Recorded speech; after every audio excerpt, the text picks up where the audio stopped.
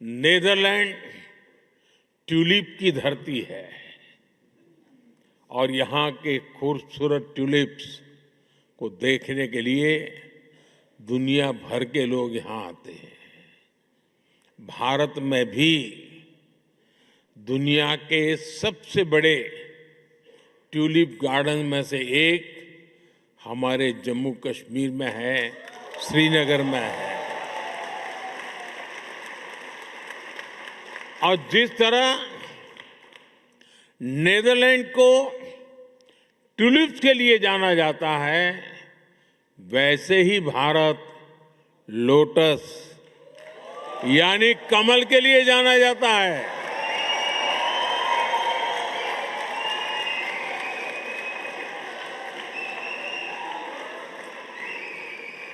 साथियों, ट्यूलिप और कमल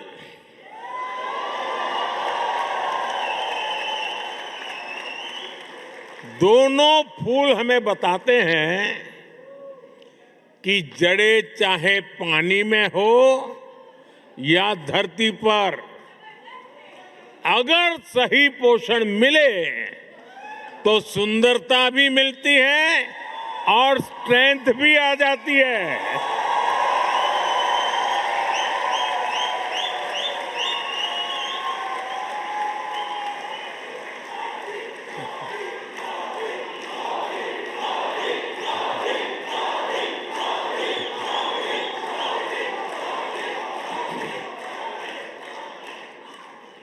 यही भारत और नेदरलैंड के बीच पार्टनरशिप का भी आधार है।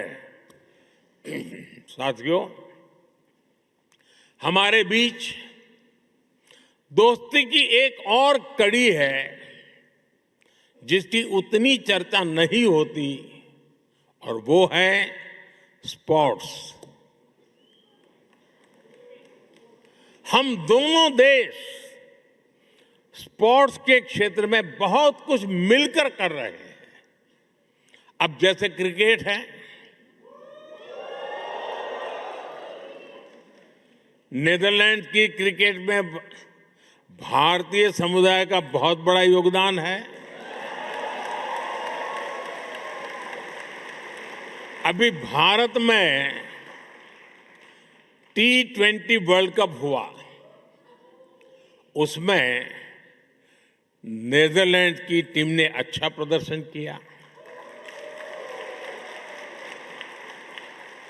भारत वर्ल्ड कप चैंपियन है,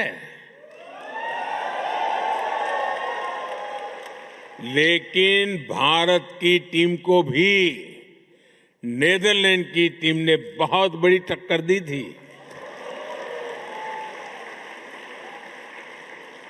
जब हम तेजा निदामनुरू और विक्रमजीत सिंह को नेदरलैंड की जर्सी में देखते हैं, या फिर जब आर्यन दत्त जैसे युवा खिलाड़ी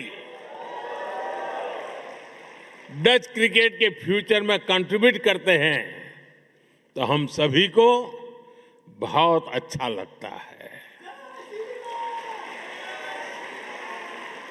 साथियों, जैसे क्रिकेट में भारतीयों का योगदान है, वैसे ही भारत की हॉकी में नेदरलैंड्स का भी बड़ा कंट्रीब्यूशन है। भारत की हॉकी को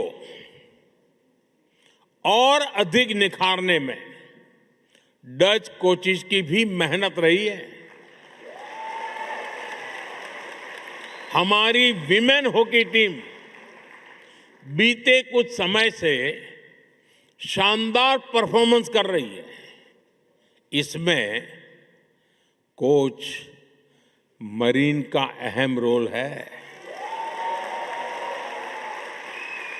और इस वर्ष तो हॉकी वर्ल्ड कप का होस्ट नेदरलैंड भी है, और आप सभी को भारत के मैच देखने तो जाना ही जाना है। ये बात पक्की है